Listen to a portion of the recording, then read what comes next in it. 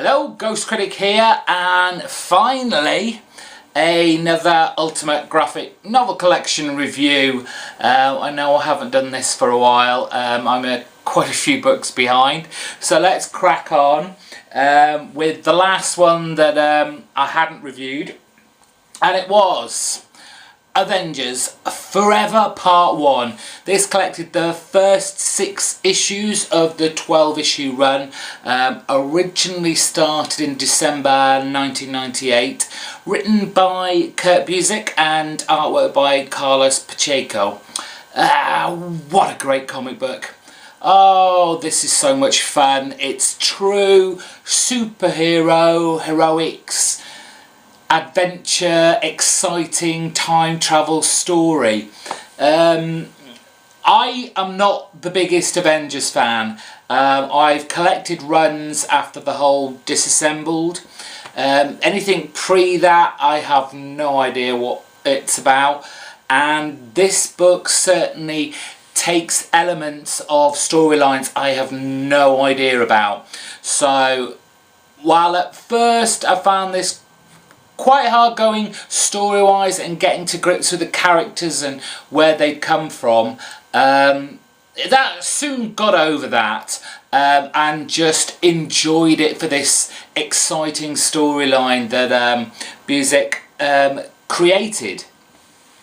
Its main crux of it is we have Rick Jones, who's critically ill at the start of this book.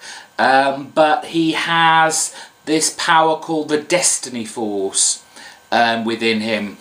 I'm not really understanding what that was all about, but it's meant to be this huge, immense power, but as is always the case, it's quite unpredictable and Rick can't use it when he actually wants to. Our main villain or villains of the series is Kang and his future self Immortus, and this is where it just gets kind of crazy, because this is a time travelling story from just Rick Jones pulling together an Avengers team from different parts of the Avengers history. We have a Captain America who's basically disillusioned with America and is doubting himself now. We've got a Yellow Jacket who's kind of mentally unstable, doesn't realise he's actually Hank Pym. We have Hawkeye.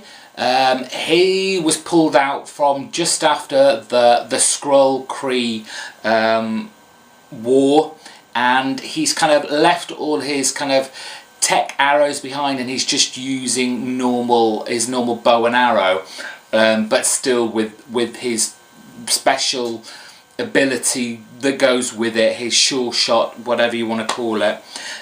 We have Giant Man and the Wasp, who are from the present when this book was written.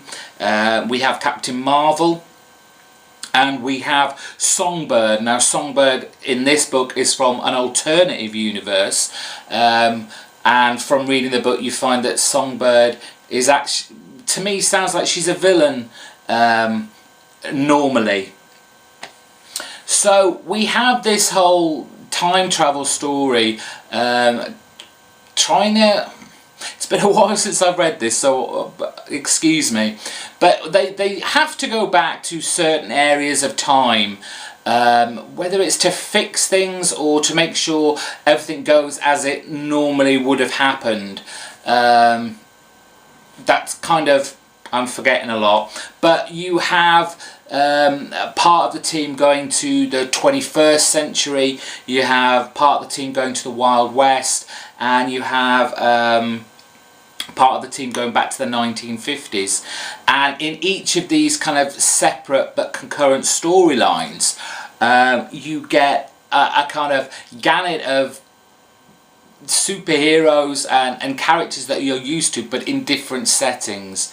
In the future you have this older Black Panther fighting back hordes in the Wild West. Obviously the Rawhide Kid is there.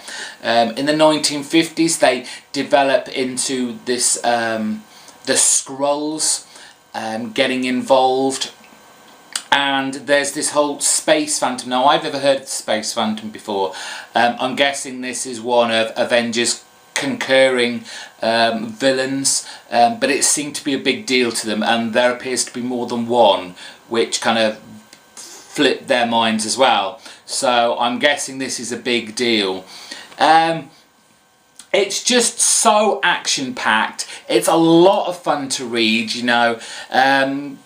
Pacheco's art is very colourful, very dynamic, very kind of in-your-face, detailed. There is so much detail in this book, and at times you think it may be just a little bit too busy, but at the same time it gives you more to look at, and you can really just kind of dive into it and just enjoy the sheer kind of comic book goodness that this was.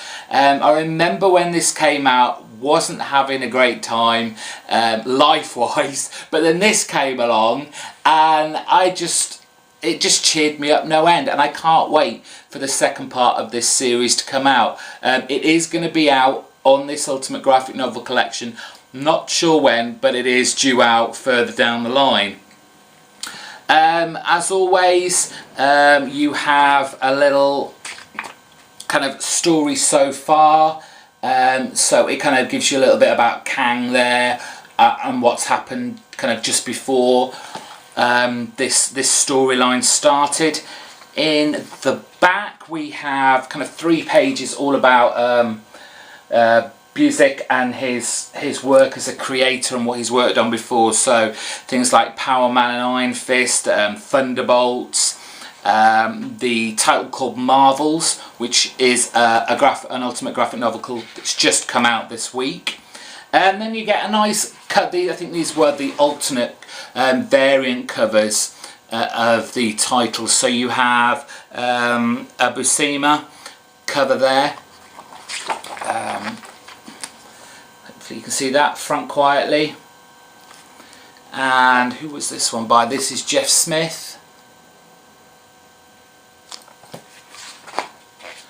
And then to help the reader along, this definitely certainly helped. You have a team roster, and it shows where the characters were in the storylines, where they've picked them out from. So that is really helpful for a reader that's only just started kind of getting into the Avengers, or has no idea what's going on with the Avengers and who these people are. So that was really helpful. Finally, you've got a little 2-page spread about the artist. From just remembering offhand, my kind of dealings, my viewings of Carlos Pacheco's artwork came from the X-Men in the probably the late 90s, maybe early 2000s. I'm not quite sure when that came out. But yeah, that's where I'm used to him. On the back you have your further reading section, and it lets you know that yes, you're going to get part 2, so don't worry about that. It's also letting you know that the graphic novel Marvels is coming out, which came out last week, which I'm reading through. And once I catch up with the rest of these, you'll get a review of those as well. But all in all, I can't wait to read the next book of this. It's one of those ones, it's kind of like a group of Avengers and the dynamics between them, and given that they're all from different timelines, what they know about people, what's happened to them, or what's going to happen to them in the near future, and keeping their mouths shut. And there's ideas of people kind of not being who they say they are. So really looking forward to the next volume of this and having it all wrapped up and explained for me. Another great addition to this series, and like I said, can't wait for the next one. So There's one down, another 3 to go. Keep watching. Thank you for watching. Bye.